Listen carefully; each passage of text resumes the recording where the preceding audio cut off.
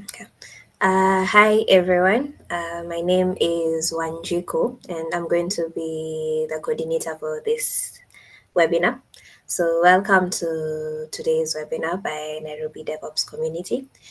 And today we're going to be having Albertine with us, and he's going to be talking about self-hosted Gitlab, the foundation for secure DevOps. It's good. Sorry. Okay, so the quote for today is the best way to predict the future is to create it. And this is just an inspiration to be more, or reminder to be more proactive and take action in creating your future.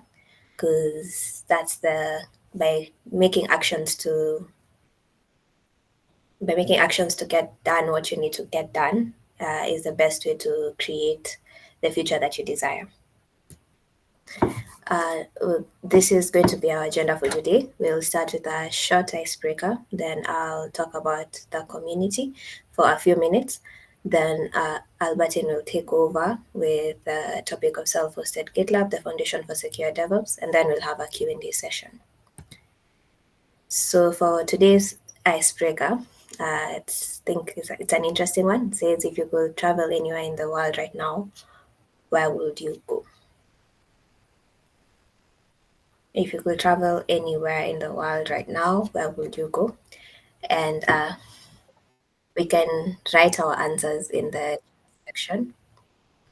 I'll start with Albertine, maybe as we wait for the rest to write the answers. Do you have a place that you would want to go right now? Um, yeah, I'm adventurous in nature. I have so many places I would want to go, but I think right now I would want to go to a place that speaks a lot of peace of heart, peace of mind. And Okay. I normally find that near a large water body. Maybe I would want to visit a lake, something of the sort. Okay. Yeah, me too. I feel like I'd want to go somewhere with a beach and just rest and with the water. Alan says he'd like to go to Iceland. Why, Alan? Kadima says I would go to Germany to get the jobs that Roto created. That's funny. Uh, Obiso says Kuala Lumpur.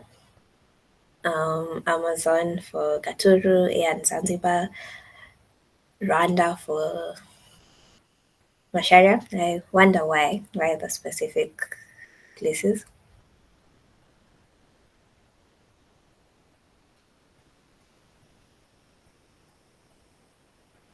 Okay, it was interesting.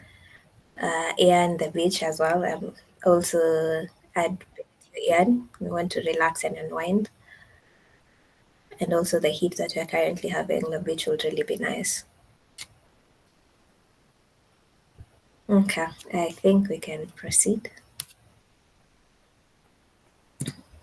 So I'll talk about our community for a few minutes for anyone who's new.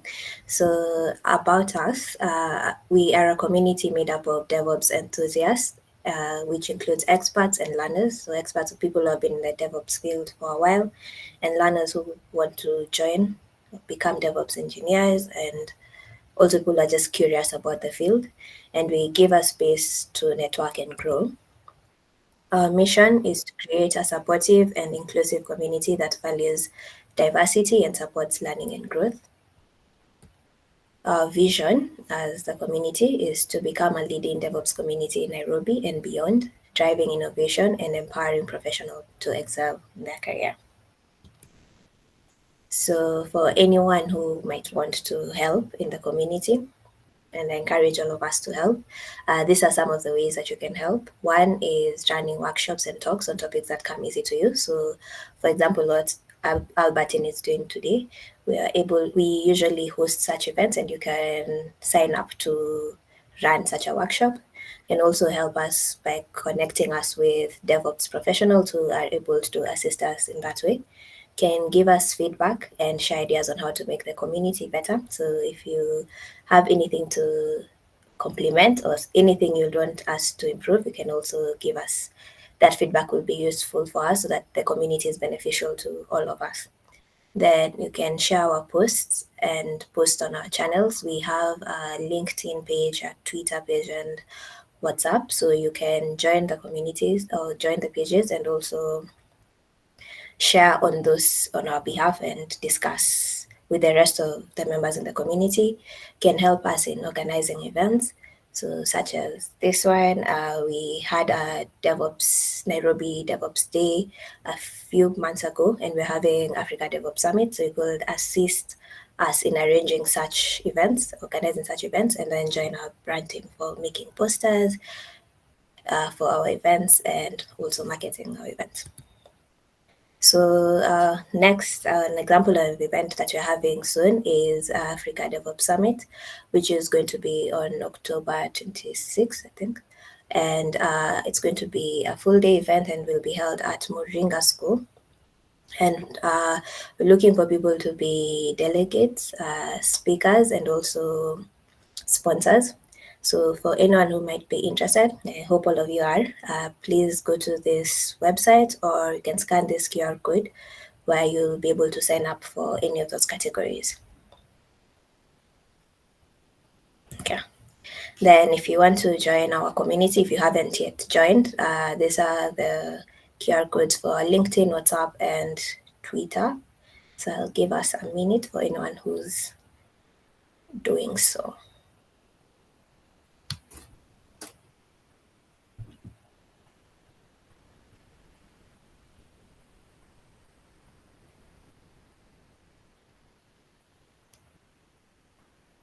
Okay, I hope everyone has been able to.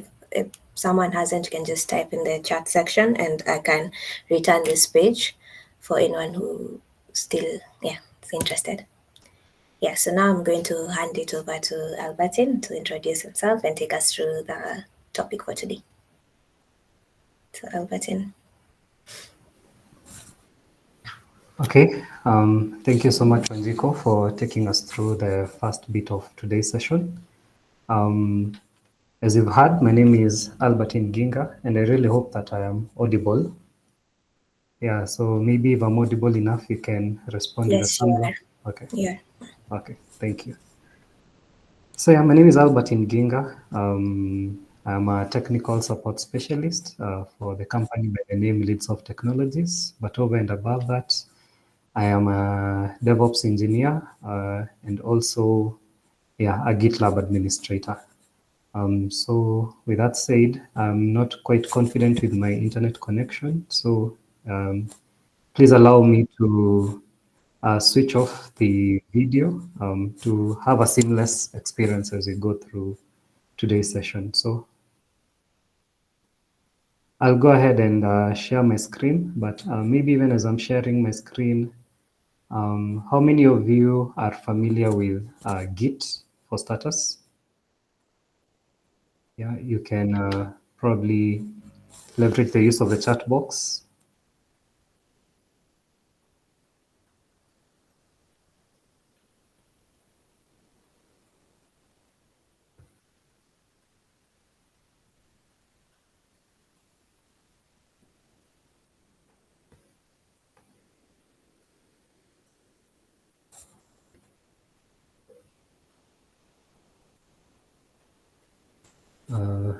Okay, I can see quite a few.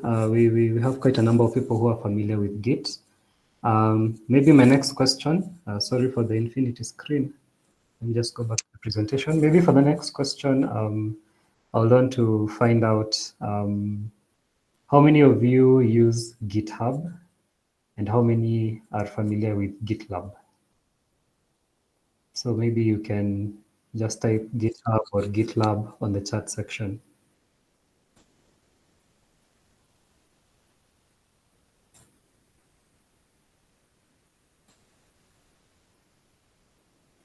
I can see Alan Sifuna uses both. That's great. I also use both platforms. Okay, I can see Ruth uses GitLab. I can see we have Mac who uses both. Very good. At least from the chat sections, I can see that I'll not be diving into a topic that is new to most, but for maybe for those whom this topic may be new to, let me start by giving a brief description of Git and where GitLab or GitHub comes in. So Git is basically a tool or a technology that is usually used by software developers and IT specialists, project managers to basically manage their projects with regards to managing their code and going about the process of version control. So GitHub and GitLab is basically what comes after you execute the git push command.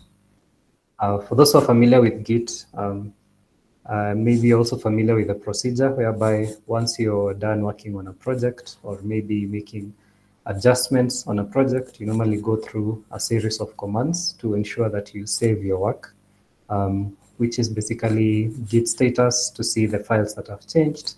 Then you go ahead and run the git add command to basically combine your changes or gather your changes together in readiness for a commit. Then you run the git commit command with a message.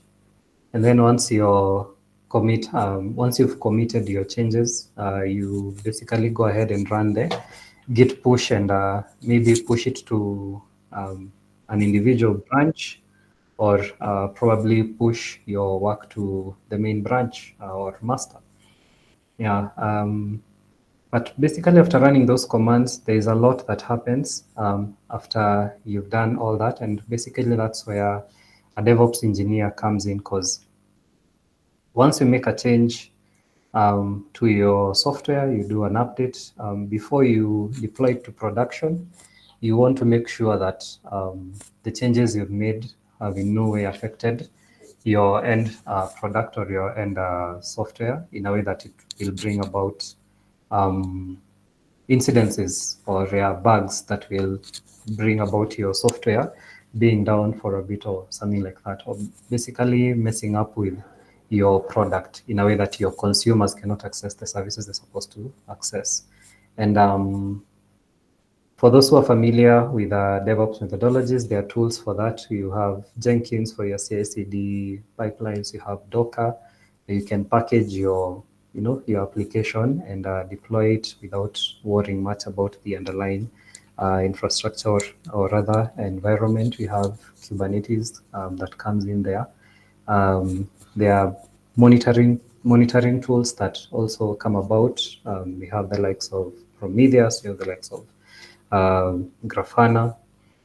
Yeah, and you find that in this, you find that when you're going about your daily activities, these are processes that you probably have to do them over and over again anytime there is a change that's pushed to the main branch or anytime you do an update to your application. And basically, that's where platforms like GitLab and GitHub come in. And I know many of you are familiar with gitlab.com and github.com, which are basically cloud platforms that help with regards to managing your source code. However, today I'll be diving into the self-hosted GitLab platform. And basically what I mean by self-hosted, this is a GitLab instance that is very similar to what you find at gitlab.com, only that this time it gives you the ability to install it within your own private server environment and get to configure your GitLab instance to suit your needs and enjoy the benefits that come with managing your source code with gitlab.com, but now in an environment that is completely isolated from the internet. So maybe I can do a brief introduction to what GitLab is. And GitLab is basically a DevSecOps platform that integrates every aspect of software development lifecycle in a single unified application. And basically, it will offer a seamless experience by combining source code. And then just go to the slide. Yeah, what is GitLab? Yeah, so it will offer seamless experience by combining source code management, continuous integration and deployment, project management and monitoring, eliminating the need of using multiple tools for the various services you may require as a DevOps engineer, simplifying your workflow, leading to better efficiency and fewer integration issues. For those who are DevOps engineers and or even software engineers who've had to basically configure certain tools for use, you can attest to the fact that sometimes they can be quite challenging, especially if you're dealing with a tool that you're not really quite familiar with. And what GitLab has done is that it has taken away the stress of having to configure your your own CI/CD pipeline tool runner, having to configure your own monitoring tool, and basically providing you with a platform whereby you just need to um, configure a few. You just need to set up um, some of these tools for the purpose of enjoying and basically having an experience with regards to how you manage your source code. But over and above that, GitLab is also a very flexible platform in that, in as much as it comes with those tools configured or pre-installed, they do leverage and give you the ability to incorporate and integrate third-party tools. Because, for instance, maybe a small example is that GitLab has their own CI/CD pipeline, whereby you just need to set up your GitLab ci.yaml file and your pipelines get to run. However, if you're more familiar with Jenkins, then GitLab has provided or basically has made it possible for you to integrate your GitLab project with maybe like a Jenkins pipeline and be able to run your pipeline via Jenkins. So it's not that it will restrict you from using other third-party tools that you may be familiar with. It's just that how they've set up their tools within the platform makes work easier, especially for a DevOps engineer. So GitLab is a one-stop shop platform that gives IT teams a single application that covers the entire software lifecycle, giving everyone overview of projects as they progress from planning to deployment, monitoring, and documentation. GitLab simplifies the entire toolchain, allowing your teams to work together as a unified collaborative system while maintaining a high level of security. The fact that they've already pre-installed and pre-integrated some of these tools within their platform gives you time to focus on what's more important, and is basically planning your idea and spending more time actualizing and implementing your idea rather than wasting time setting up and various integrations that you would require to manage your source code or your platform. So some of the features include source code management. There is so by source code management, what comes to mind when you talk about source code management is the ability to interact with your code and keep tabs of the changes you've made to your code using the various Git commands, and having the opportunity to save them on a repository within the GitLab platform. Continuous integration and continuous deployment. Yeah, they have their CI/CD pipeline tool, whereby once you push your changes, a pipeline is automatically triggered. And depending on the stages you have in your pipeline, you can have your code tested, you can have your project built, and you can have even your project deployed automatically. We have issue tracking and project management. Yeah, so with issue tracking and project management, I would also want to maybe incorporate their merge requests. These are basically tools that allow team members to communicate and keep track of, and also keep track and keep each other in check with regards to where they are with the project. And I would say that this feature also allows the possibility of individual team members working remotely, in that you don't need to be together in one place for you to collaborate in a project. You can be located in different places in the world. For instance, for those who, with the first question of the day, where would you want, if you had the opportunity to travel, would you be today? You can have somebody by the lake, another one by a beach somewhere, another one in Iceland, Zanzibar, Rwanda. And basically, GitLab allows you to collaborate in a project as if you were all held up in one place together, which I believe it's a good thing, because one of the biggest issues that IT professionals sometimes have, I don't know about you guys, but you find yourself that you could be, depending on the nature of your job, you can find yourself, a bit introverted. And mainly it's because we tend to get lost in the work we do, and hence knowing that such a platform can allow you to work on a project from wherever you, from whatever position or location in the world, as long as you have maybe access to the platform, then I think it presents a good opportunity to explore the extroverted side of our lives, or something like that. Yeah, code quality and security. Yes, GitLab does come with tools that can check your code for vulnerability and test for your code security. And then we have collaborations and communications. This will take us back to issue tracking and the merge requests. I think I've explained that.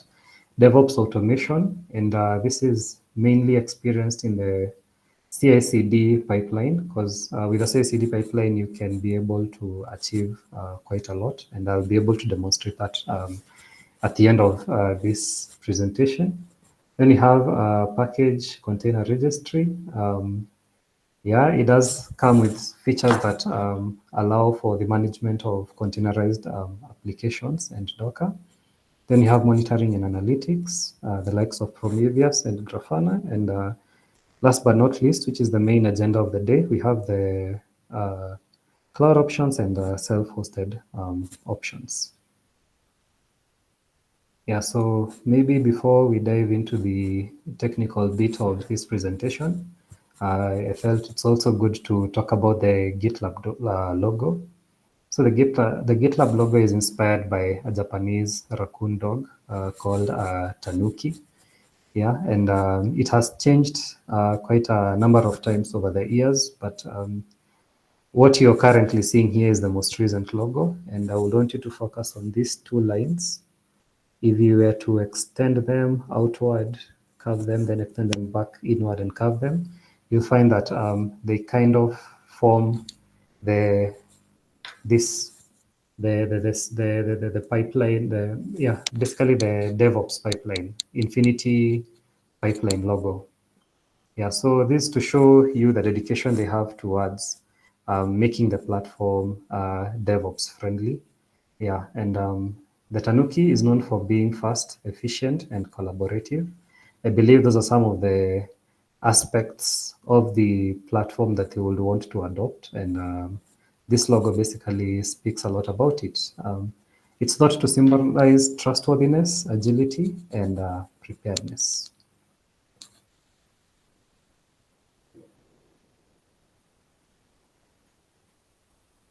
So now under the self-managed GitLab instances, we do have two instances. We have the GitLab CE, which in full stands for Community Edition, and we have the GitLab EE, the Enterprise Edition. So self-managed GitLab CE instance is GitLab's Community Edition open source platform that you can install and use to manage your projects isolated from the internet, just as the gitlab.com Community Edition is. Its features are offered free of charge.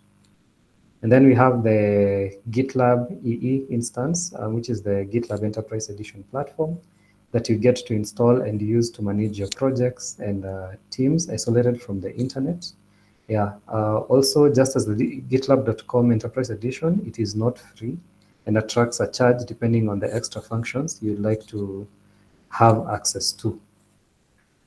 Yeah, so basically, I find this quite fascinating. And this is the biggest advantage that GitLab has over GitHub. Yes, GitHub does have a self-managed instance, but it's only available for the enterprise customers, meaning for you to basically enjoy what comes with managing and hosting your own instance, you'll have to, uh, dish out some money for that. But with GitLab, they do have a free version and a paid version. Yeah, and today we'll be diving deeper into the free version of self-managed GitLab. So system requirements for the installation of the GitLab instance, a minimum of 2 cores CPU, but they recommend 4 cores. There's a minimum of 4 GB RAM, but it's recommended that you have at least 8 GB RAM. Disk space minimum of 10 GB, but they recommend 50 GB or more, depending on data needs. You need stable network and fast connection. And also, the GitLab instance runs on the Linux operating system.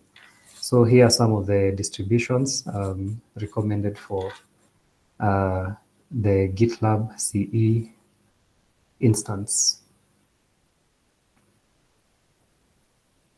So I like how GitLab has made it very easy to install the instance within a server.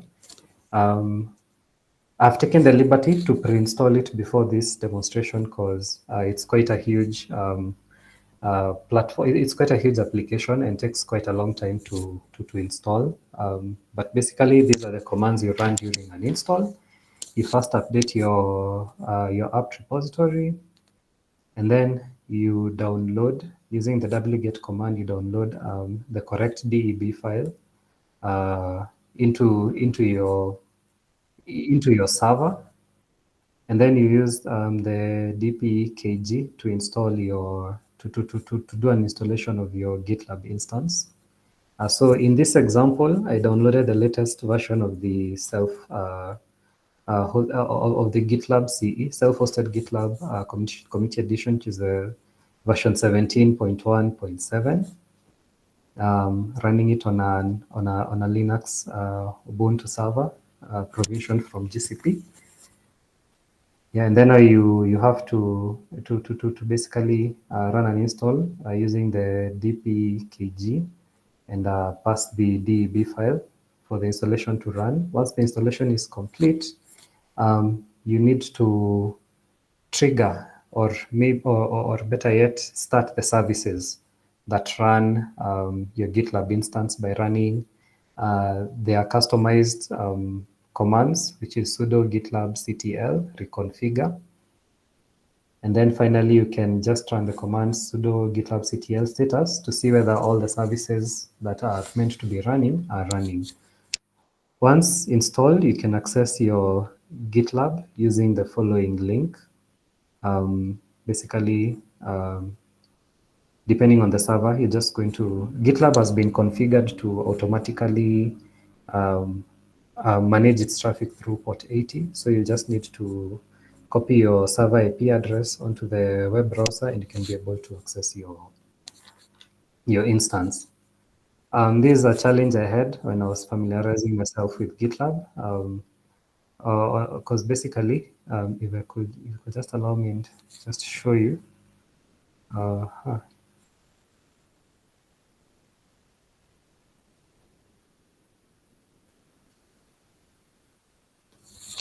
Just a second.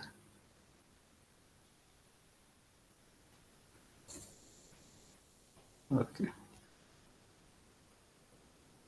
I have a command I've saved here to get my IP address.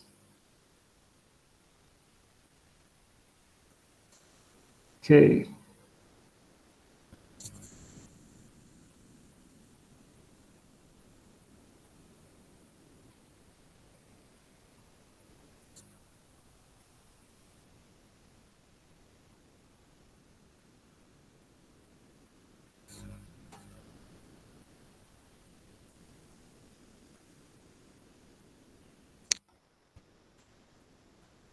So once your installation is complete, Maybe I can run a few commands. You have to run the reconfigure command to basically start up your instance. And then as you've seen, mine is already running. And then you can run the sudo gitlab ctl. Let me just increase the size of that.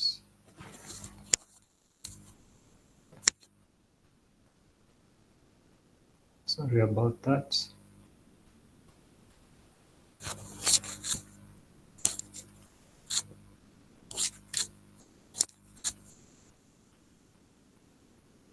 And yeah, you can run the command sudo gitlab ctl status.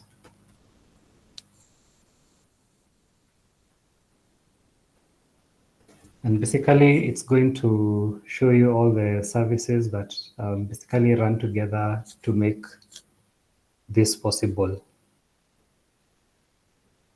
And as you can see, it runs on its reverse proxy. It runs on Nginx. Then we have running on the Postgres database. It has Prometheus, Puma, Redis, Sidekick. Then we have Gitali, and each of these services, there is that process they normally handle to basically allow for you to experience GitLab in your own isolated environment as just the same way as that person who is accessing GitLab from gitlab.com. So maybe we go back to the slides. Once you've installed and you've run the reconfigure command and you've checked the status and confirmed that everything is running, you can take your IP address, just as we've done here, paste it on the URL, click on enter, and this is the landing page that you'll be taken to. Now, the first time I was interacting with this platform, I was confused on where to get information on the username and password. But another thing that GitLab has, it has very nicely detailed documentations that if you take time and read through them, you'll be able to maneuver and just find your way quite easily. So for the username, upon installation, the username is root. And then for your password, it's normally stored in a file within your GitLab, within your instance, or rather your server, which is normally located in the opt, GitLab, and initial root password. However, because I've ran the reconfigure command after 24 hours, this file may not be available for me, but you can just try and see whether it's there. To access this file, you have to have root privileges to access that part. So first we'll switch to a super user, sudo su, and then we just try and see cd, I guess it was opt tab gitlab enter ls. Oh yeah, that file has been deleted. Did I get the path right? Let me see. Opt gitlab, yeah. So since I ran the reconfigure command after 24 hours, once you run it after 24 hours, this file is automatically deleted, but I took the liberty to save it elsewhere. I'll just pick it from there.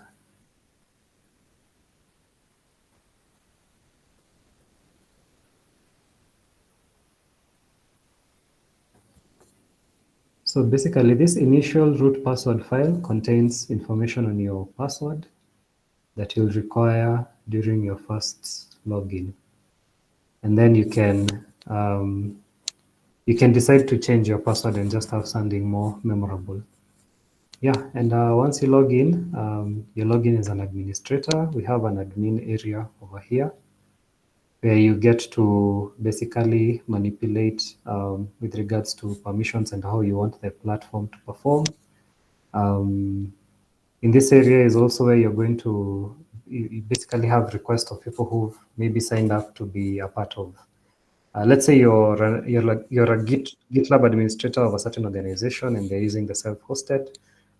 Definitely, you'll have members of the development team maybe signing up for GitLab accounts. GitLab has set it in such a way that upon sign up, the administrator has to approve a sign up, and which is good practice because it's going to, in the event that maybe someone else gets to have access to your IP address and you've not set up all those security measures blocking other IP addresses from accessing contents in your server, then at least there's another layer of security whereby you as a GitLab administrator has to, or basically have to, confirm uh, or allow, or yeah, basically authenticate.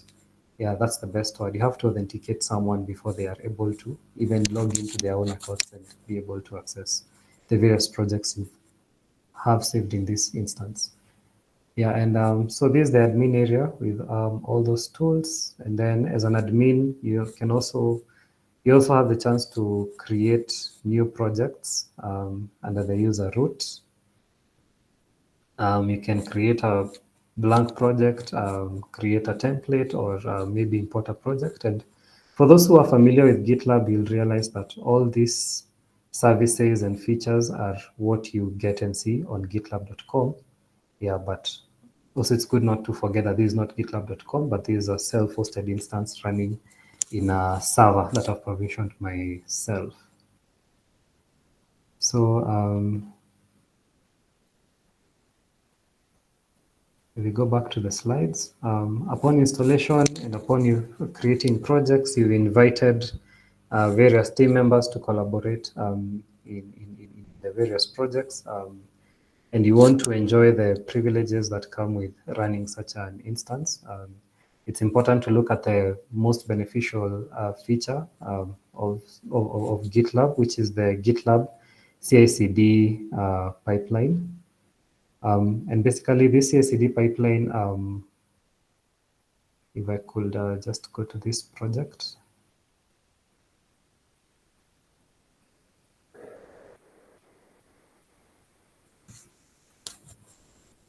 A CI/CD pipeline is basically a manifest or a set of instructions that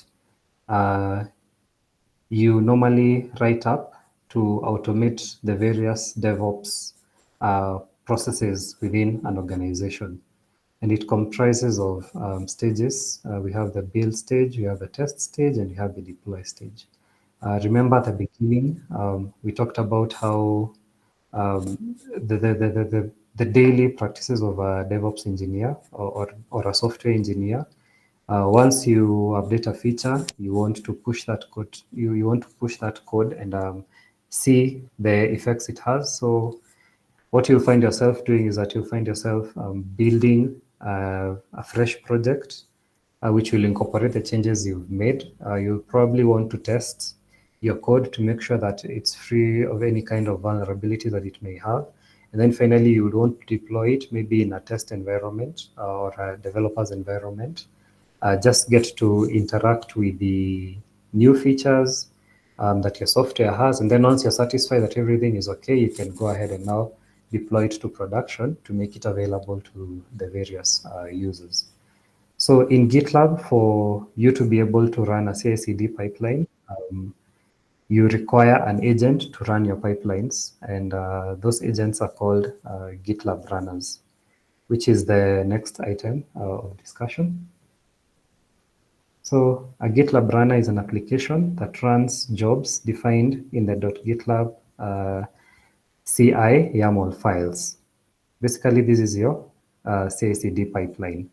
In GitLab repositories, runners are responsible for executing the tasks specified in these jobs, such as building, testing, and deploying code. So there are two types of runners. We have shared runners, shared across multiple projects within a GitLab instance, and we have specific runners. These are runners dedicated to specific projects or a group of projects. So for shared runners, these runners can run any CI/CD pipeline within the platform across different projects. However, for the specific runners, they are normally limited to running projects or basically running jobs or CI/CD pipelines to the specific projects assigned to that runner. Yeah, more or less like that. Yeah, so GitLab runners use different executors to perform actual job executions. So the common executors include the shell executor, runs jobs directly on the shell of the host machine. Then you have the Docker executor, runs jobs in Docker containers, which allow for isolated and consistent environments. Then you have Docker machine executor, automatically provisions and manages Docker containers on virtual machines. Then we have Kubernetes executors, runs jobs on Kubernetes clusters, leveraging containers. Orchestration for scaling and managing job execution. Then you have custom executors. You can create custom executors to suit specific needs or environments. So basically, what I can say about executors, what will determine the executor you use is the nature of your project. Whereby if you're running a project whereby your project is running on maybe Docker containers, then you go ahead and use the Docker executor or the Docker machine executor. If you're deploying your project to Kubernetes, then you'll want to use a Kubernetes executor. If you're running a Python project, then you'll go ahead and use maybe a custom executor, and in your and in the config file of the executor, you'll be able to pass arguments that will create an environment, a Python environment that can accommodate your project. So I would want you to picture a runner as another server or another environment where you're deploying your application.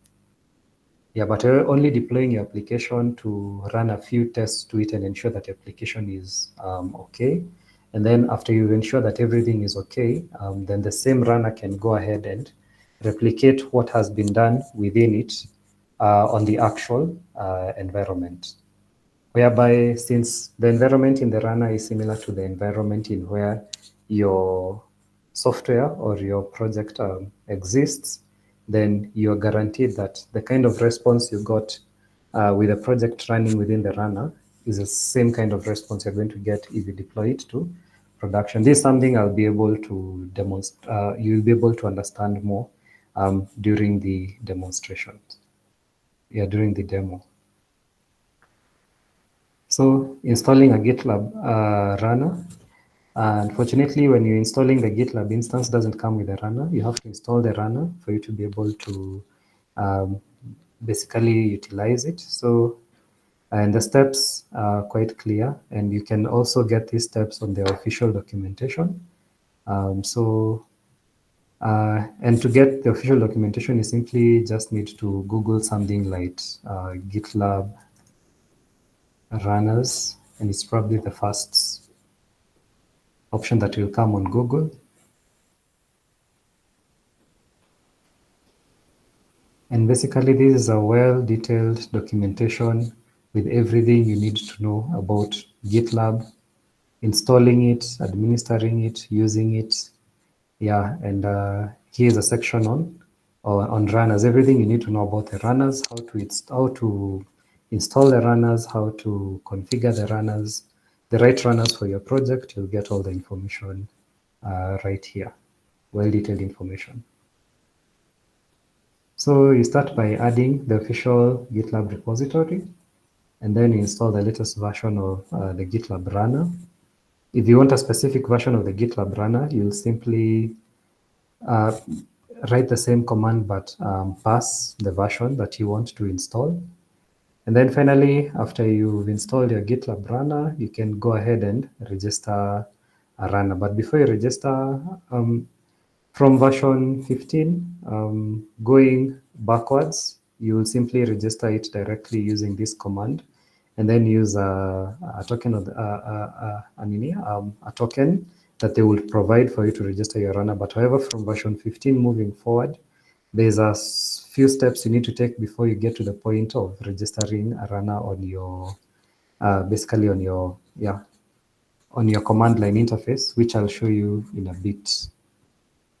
And basically, those steps will help you get the authentication token to use. So this is the command you run to register a runner. And once you run this command, there are a few prompts that will come up. The first prompt will be you need to give out the GitLab URL the runner will be listening for execution of tasks on the pipeline. And then you need to enter the runner's authentication token.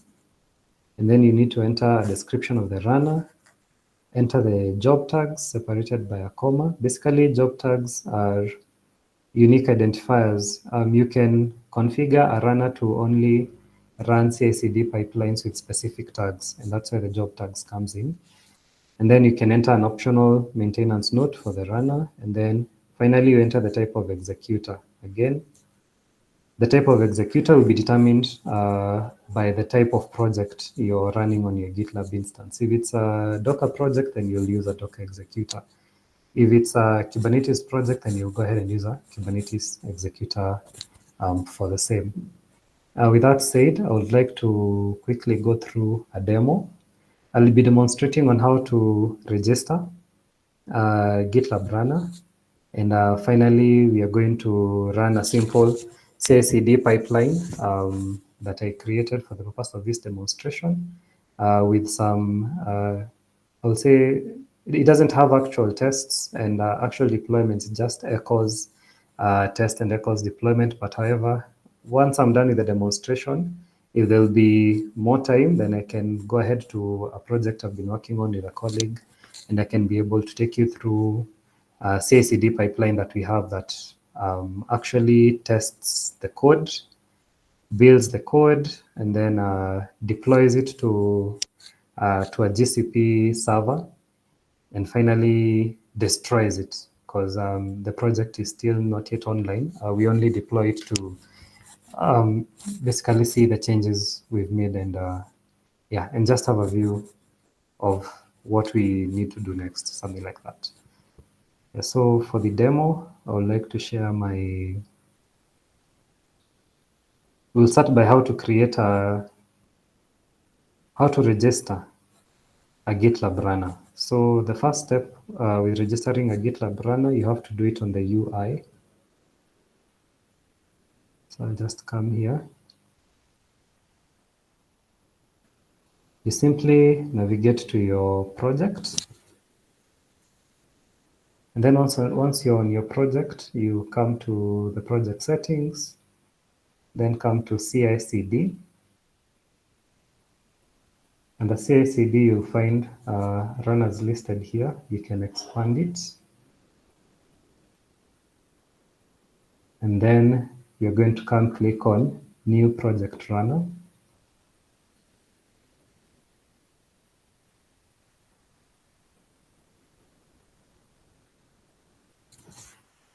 So tags are very important because these are the same tags you're going to use to your CI/CD pipeline. And basically, these tags help to isolate runners to run jobs with specific tags. So maybe for this demo, I'm going to use maybe a tag like Docker and also maybe pass a tag like demo.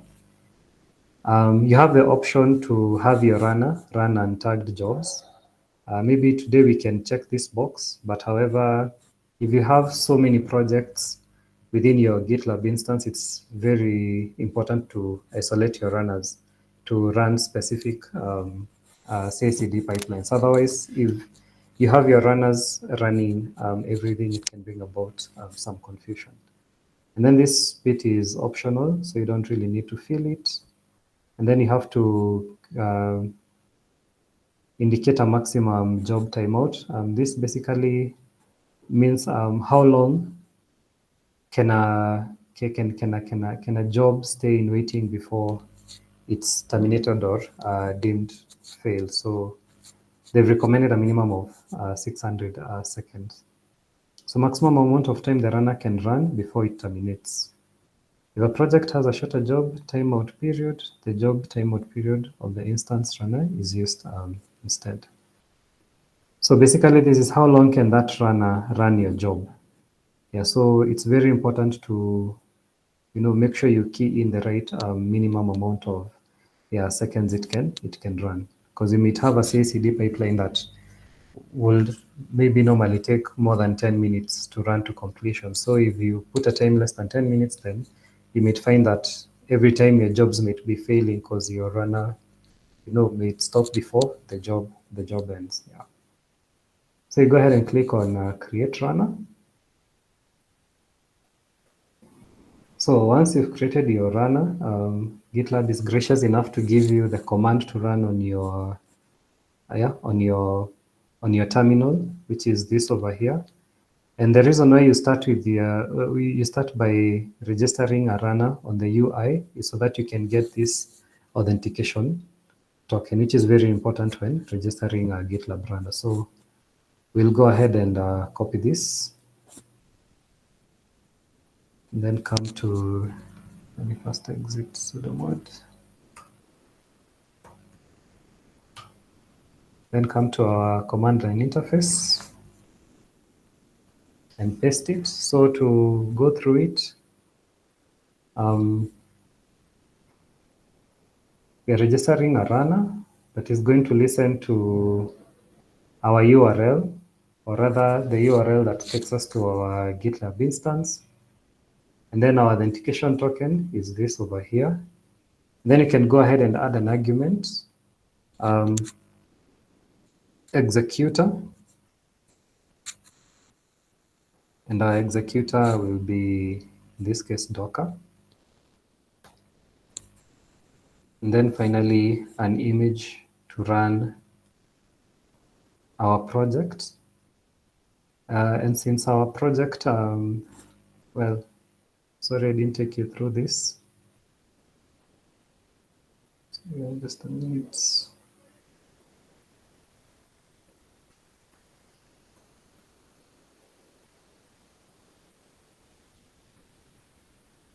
So the application that we have today is actually a Go application. It's a Go website. So since we are running a Go application, we want the image being pulled to run our application to be a Go image. So we'll have it as Golang.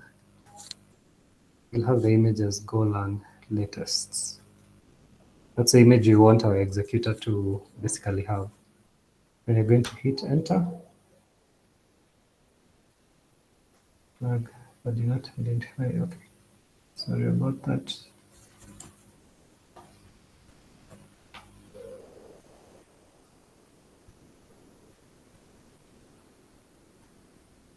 Oh yeah, it's Docker image, sorry.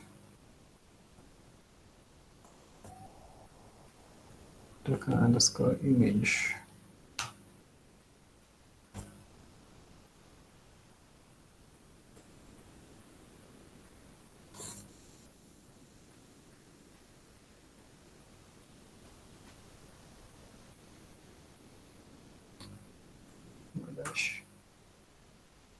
Yeah.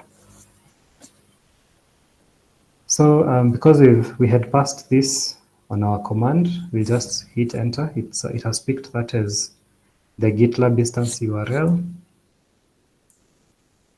and then it has picked up a name for our GitLab runner, which is practice instance, and then it has picked up the executor as Docker, and then it has picked up the image as Golang latest. So runner registers successfully. Feel free to start it. But if it's running already, the config would be automatically reloaded. So configuration was saved in. This is the path to where the configuration was saved. And for sure, if we follow that path, which will need sudo privileges to do that. So nano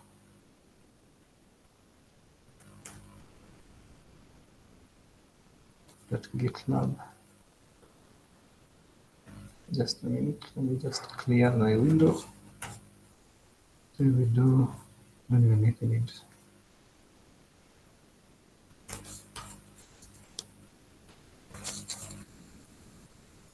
We do nano.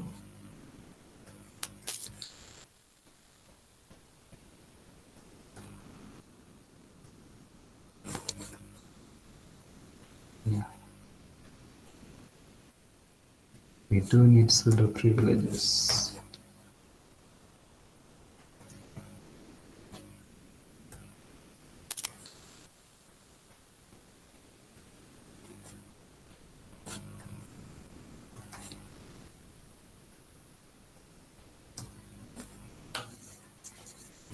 Yeah, you find the details of our GitLab runner saved in this file over here.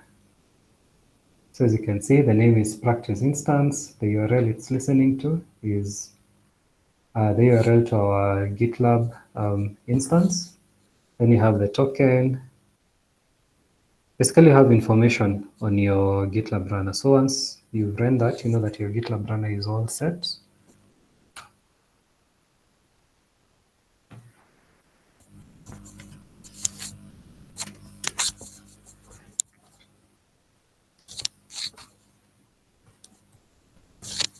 And then once you have a runner registered, it's important to restart the GitLab runner service. So we are going to do that. Sudo systemctl restart GitLab runner. Then you can check on the status.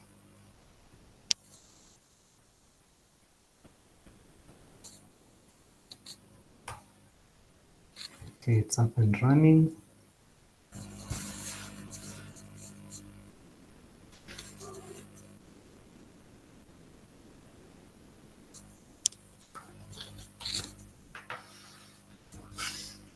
Then you do have a command to list the runners that you have. So the command is usually sudo GitLab,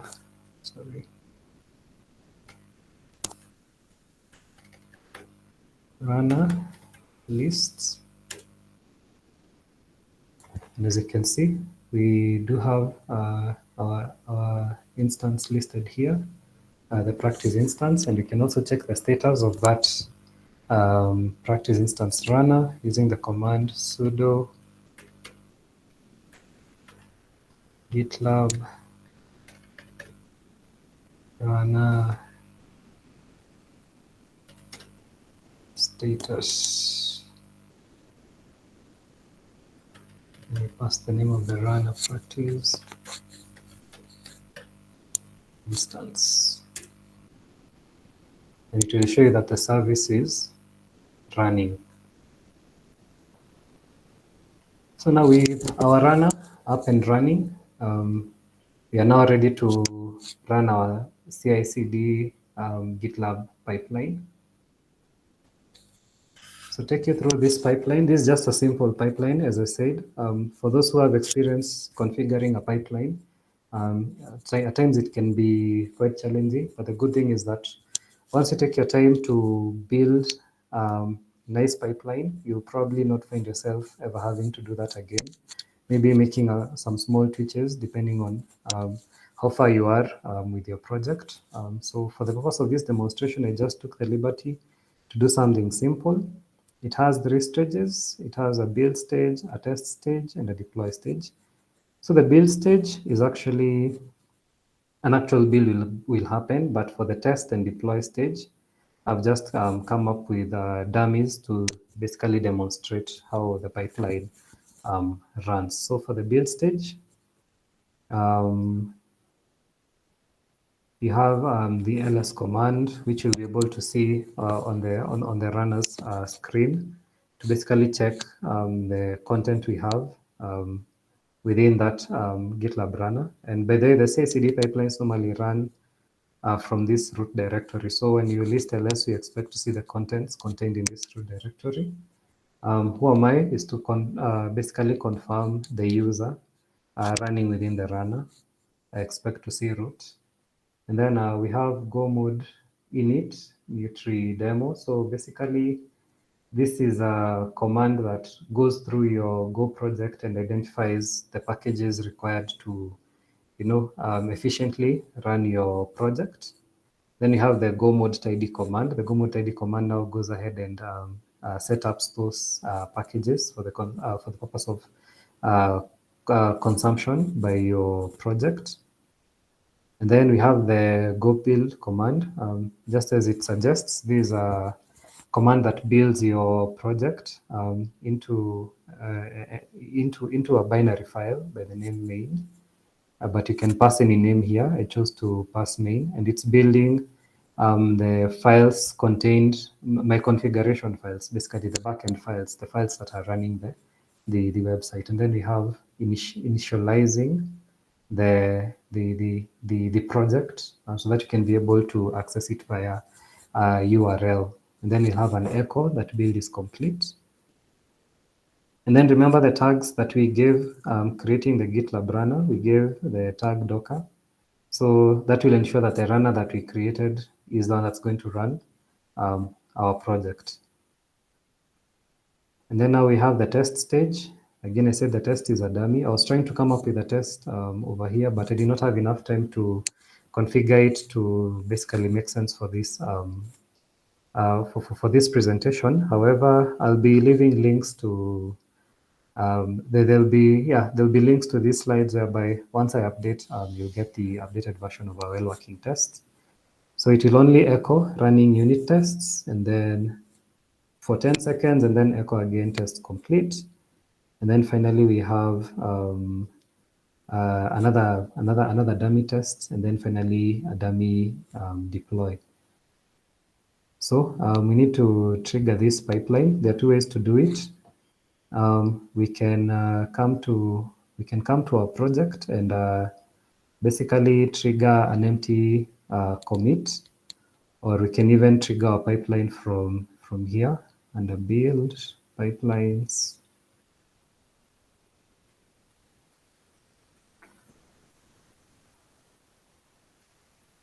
And then say run a pipeline.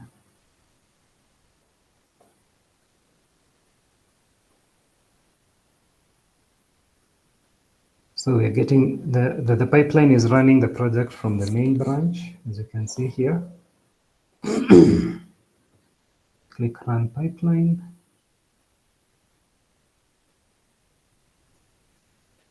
Yeah, and our pipeline has been initiated. Maybe I could click on this.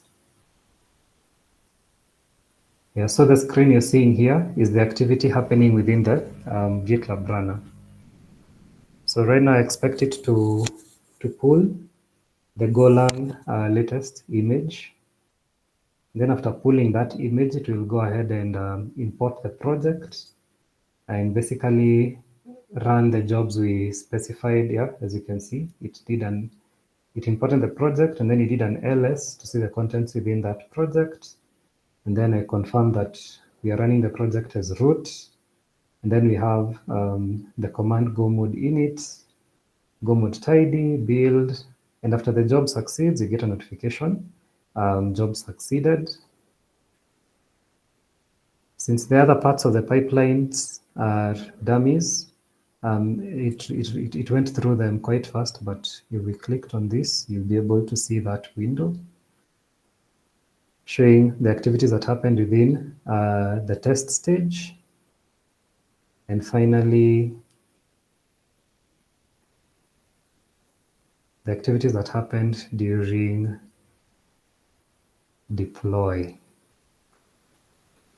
So basically, in a nutshell, that's how the self-managed GitLab instance works. It works exactly how gitlab.com works. And probably you're wondering, whom is this self GitLab instance maybe made for? If you look at organizations such as banks or hospitals or any corporate that is quite keen on keeping their data private, you find that they avoid using such technologies because such technologies will force them to, maybe save sensitive data on the cloud, which is not something that they would want to do. So the self-hosted GitLab instance comes in to solve that, because they can simply install this GitLab instance within their servers and get to manage their projects just as those who manage their projects on the cloud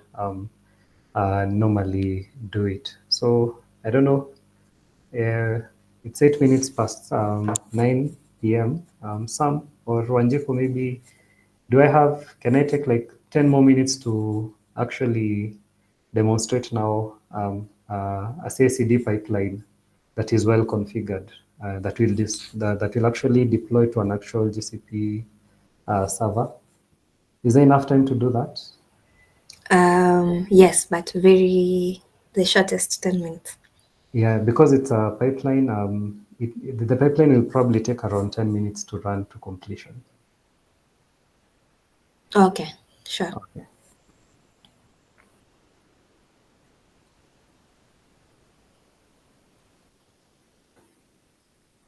So obviously, because the project we are doing is not data sensitive, we've not hosted it on a self-hosted GitLab instance. It's just that I felt it's important to show you an actual GitLab CI/CD pipeline that works.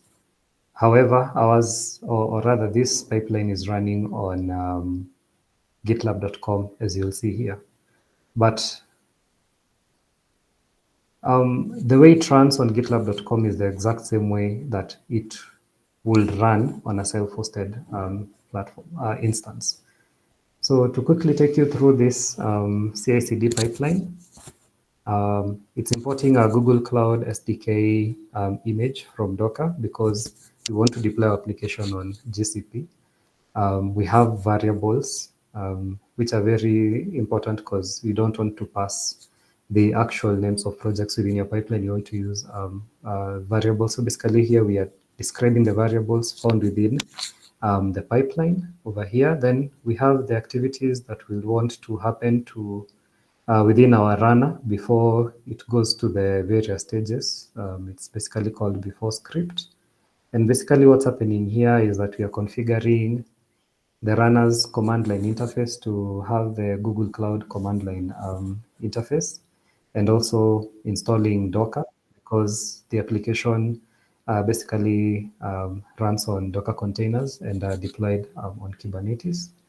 Then here we have 4 stages. We have the test, build, and deploy and destroy stages.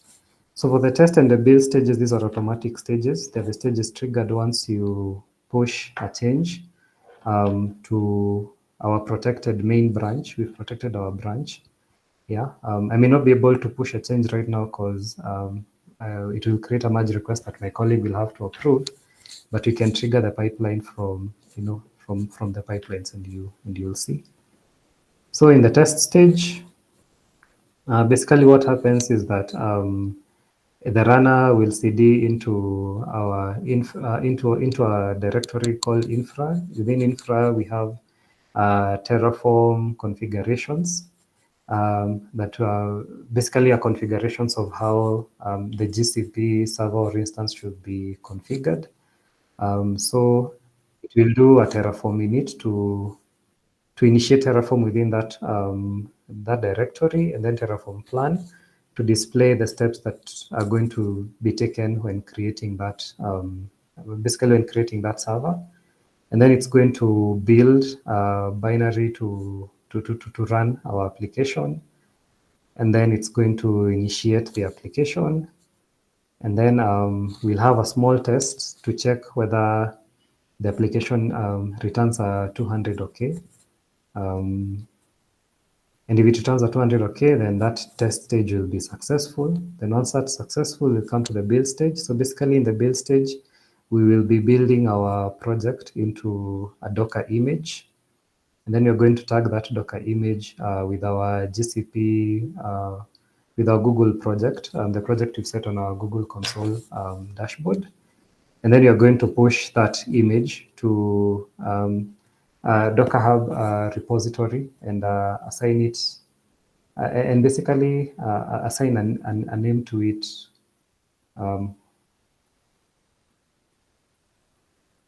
So this name will be important because that's what you're going to pass here when pulling that image from the Docker registry to deploy it on our GCP server. So the deploy stage, again, remember the infra directory. We are now going to cd into that infra, initiate Terraform within the directory, and then run Terraform apply. And then we've added this auto approve tag because when you run Terraform apply, you have to approve for the process to actually, for the configuration to start working. And since you are automating this process, you need to add these tags so that approval can be automatic. And then you're going to move one step back And then we are going to configure our Google Cloud environment. So basically, we're going to reinitiate Google CLI. And the reason why we are doing that, it's because we will want to run our Kubernetes manifests that basically contain information on how to deploy and orchestrate our containers pulled from the Docker registry. And then finally, we'll have the kubectl, the service.yaml configuration also applied. For those who are familiar with Kubernetes, you know that this is the configuration that will basically give us that will basically initiate a load balancer that will give us access, that will give us a link, an external link that we can use to access the various Kubernetes pods that are managing the website, and you'll be able to view it on our browser. And then finally, we have this destroy stage, which is also a manual stage. So as I said, the deploy and destroy stage are both manual because you will want to, I feel like the process of deploying, especially to production, because now these are deployment to production, you want to do it manually after you've confirmed that everything is working as it's supposed to. And basically this destroy, we included it to save us on the resources we're using on GCP because the project is not yet launched. Yeah, so after we've done some changes, maybe done some tweak on the website, we normally deploy it, have our client or the person look at the website, and once they're satisfied, we just use the pipeline to destroy, to do the process of destroying rather than doing it ourselves because it's going to take quite some time. So with that said, we can go to build, come to pipelines.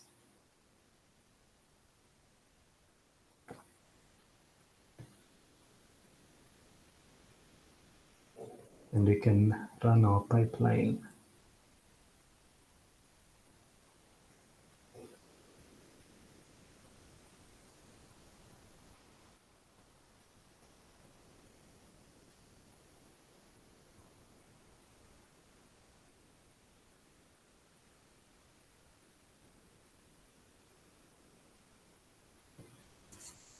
So I know I've said much, but maybe as the pipeline is running, if there's anybody with a question, feel free to unmute, or rather, you can raise your hand, and your mic can be unmuted for you, and you can get the opportunity to ask the question. Or Albertine, they can just write the questions in the chat section, and Yeah. I'll let you know about them. Okay. So if Okay. you have any questions, kindly write it in the chat section for Albertine.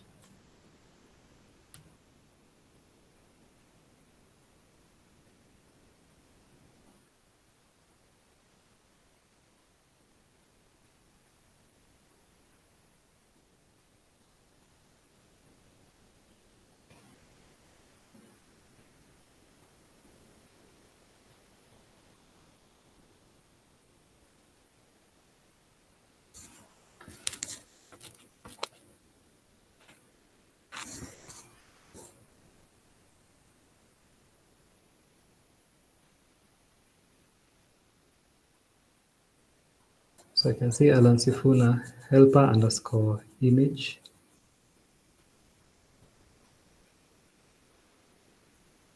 What did you mean by that? Okay. Okay.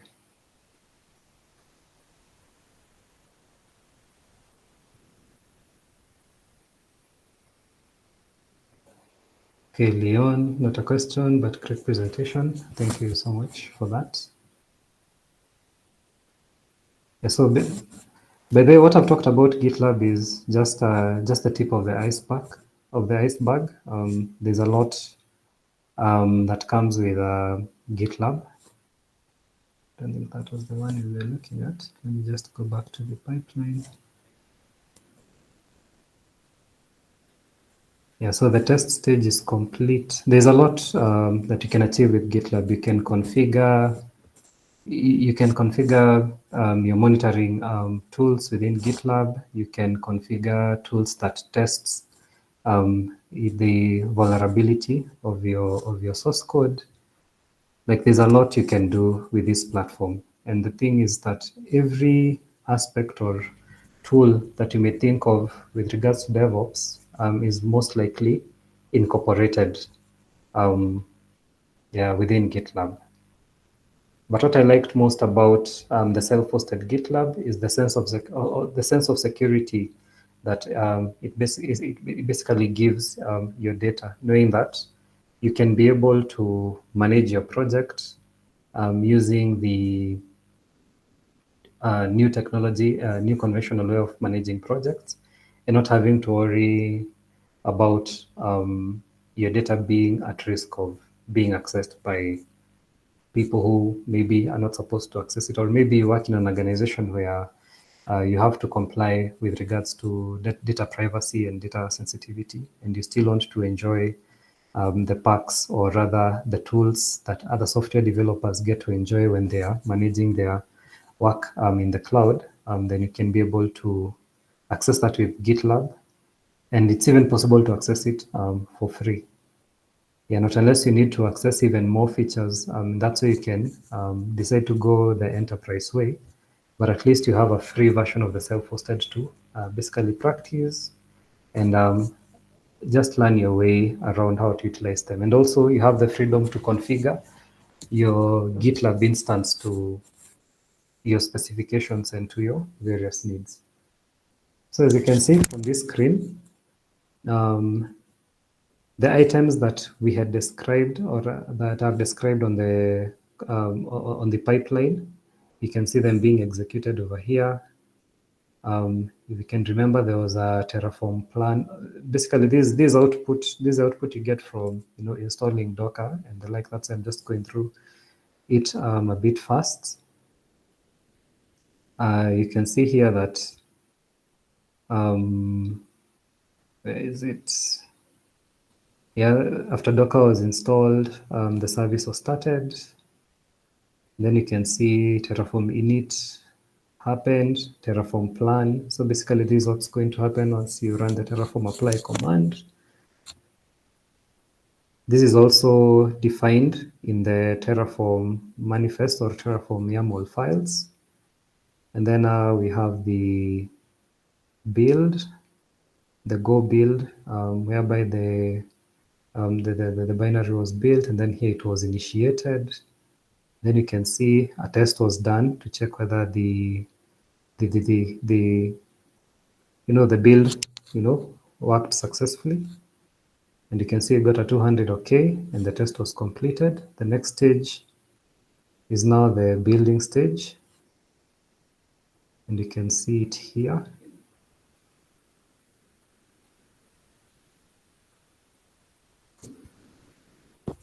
So basically what's happening here is that a Docker image is being built, and then after it's built, you'll see that it will be pushed to it got tagged, and then later pushed to the Docker registry. So once the build stage has passed, you're now ready for the deploy stage. But now deploy, you have to trigger it manually, because that's how we've set it. We've set it to be triggered manually.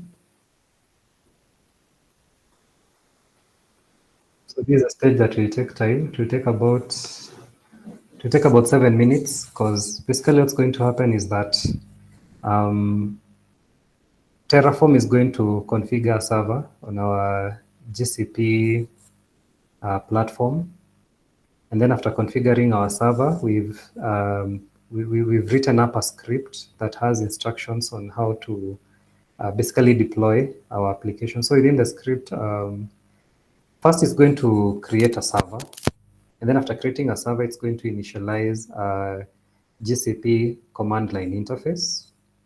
Once the GCP command line interface is initialized, then the scripts will come in with instructions on the commands to be run. And basically in the script, you have a Docker pull command whereby the image that was pushed to the Docker registry is going to be pulled from the Docker registry. And then later that image, later on, we will have our Kubernetes, basically kick in, whereby the first apply is going to be run. That will first of all, no, sorry. First of all, Kubernetes is going to kick in, and then we are going to set our namespace. Basically, this is where all our pods will be stored. And then now the Terraform, the Kubernetes apply, the deployment.yaml file is going to be deployed by Kubernetes, whereby the necessary pods are going to be created, and our container is going to be deployed within those pods. And then finally, the service.yaml Kubernetes file is going to also be applied. And we are now going to get an external IP that we're going to paste on our browsers and be able to view our website.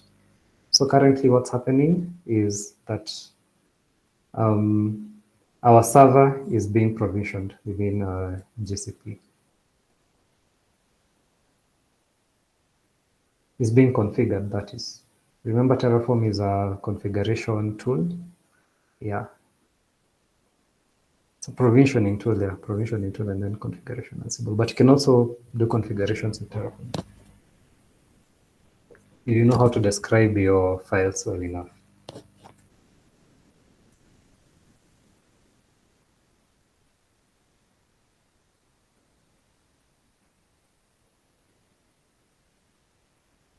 So are there questions maybe?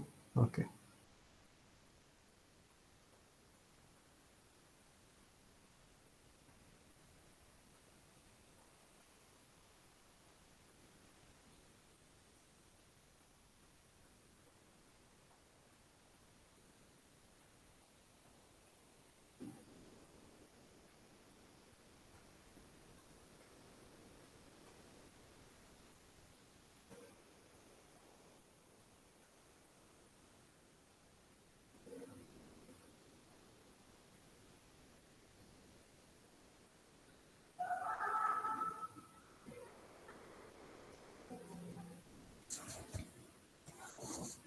Yeah, Manjiko, I don't know whether you're going to play some music as this finishes, because we have about 3 more minutes before it's done.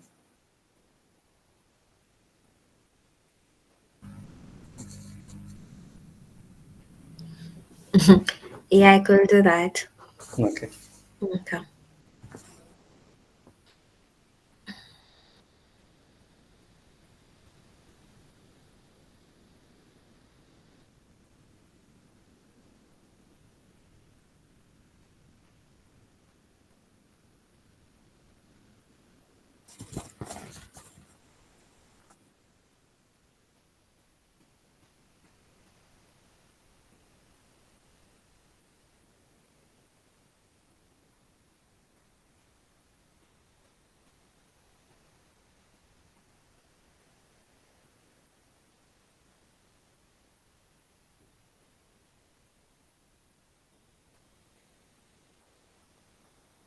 Or maybe as it continues, on the chat section, maybe you can type what you've learned today from this presentation.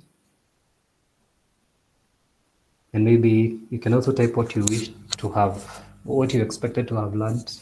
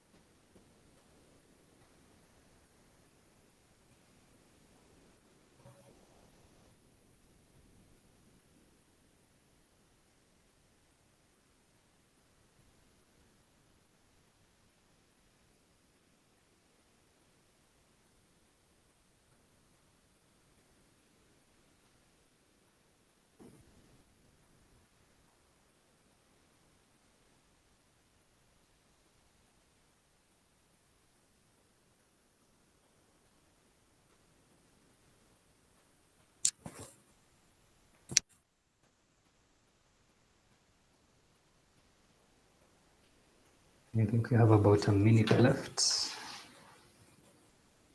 Because normally when we run the pipeline, this stage takes about 7 minutes, 10 seconds or so.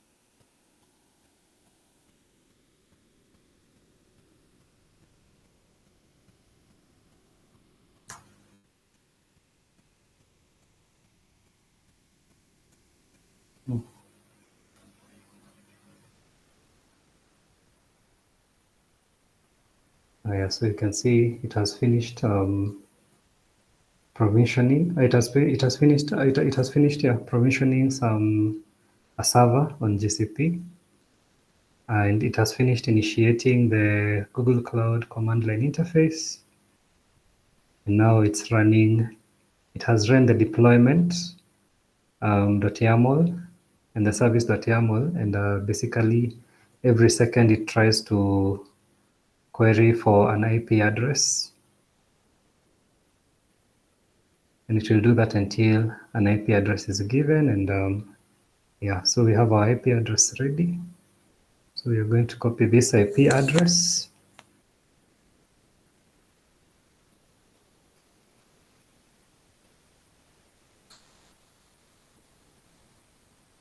And once we paste it here, you'll find that we'll be able to now access our website or application. So if there are no more questions, that's it from me from today. At least we've been able to set up a GitLab runner, set up a CI/CD pipeline, and deployed an application through the GitLab CI/CD pipeline. Albertine, Alan has a question. Oh, okay. It's a long one. Okay. I have an issue with our self-hosted runners. We use custom helper images, which are pushed to AWS ECR to run our jobs. Given that our ECR is private, we need to automate to authenticate with it before pulling the helper images. AWS ECR Docker auth token expires after 24 hours. Okay, which means our pipelines will always fail after 24 hours of setup. Have you encountered such an issue? And if so, is there a workaround or a way to automate AWS Docker login token in the GitLab runners? Oh, okay. Personally, I've not encountered such an issue or renewal. Yeah, but I did come across an article where they say that with this new version of GitLab, that yeah, authentication tokens will probably run out after 24 hours. However, the person who had brought about this issue contacted support, and I think they found a way of giving them authentication tokens that lasted longer.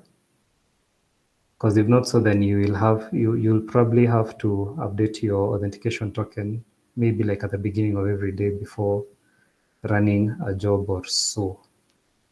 But I've not encountered such an issue so far.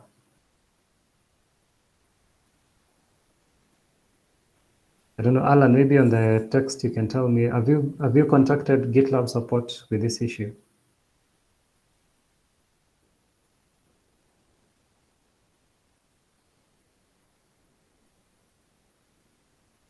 Yeah, I think you can contact support on the same. Are you running the GitLab CE or GitLab EE, self-hosted instance?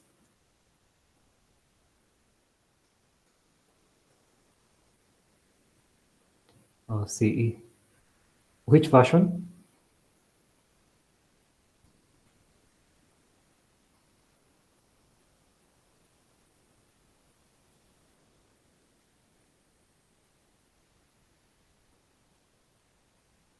Oh, 16.9.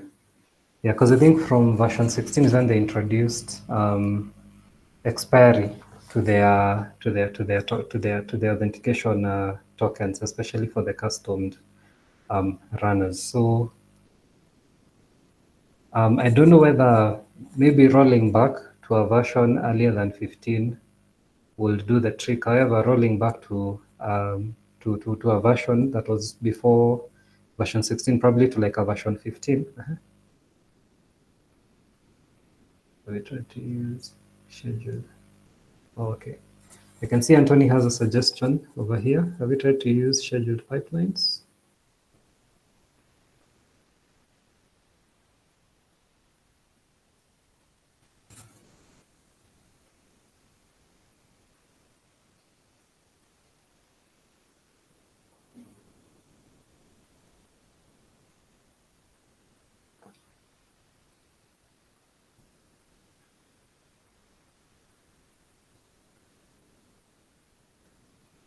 Okay.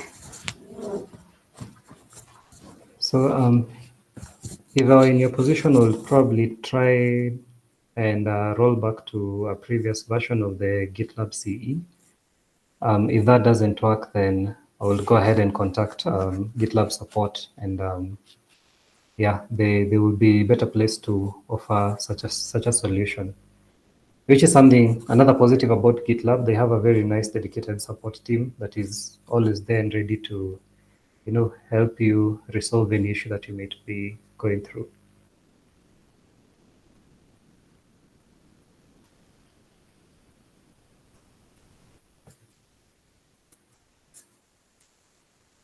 However, remember, rolling back might mean that you'll not be able to access some of the features that an earlier version might have come with. Yeah, so that's also something else to put into consideration. You may roll back and maybe other aspects that you're already used to utilizing may no longer be available for you. So I think the best option is just contact GitLab support, and yeah, they'll probably guide you better with your issue. If there's no other question, I think that's it from my end. I would like to give the mic back to Wanjiko. Okay. Thank you so much, Albertine, for the knowledge that you've shared with us. It's been, I'm sure everyone has learned something, and we're very grateful for that. We usually, for also thank you guys for participating. We usually have these sessions often, and kindly join our social media pages to get more information on when we have such sessions. Yes, if there's no other question, I think we can end the session for tonight. Yeah, thank you guys.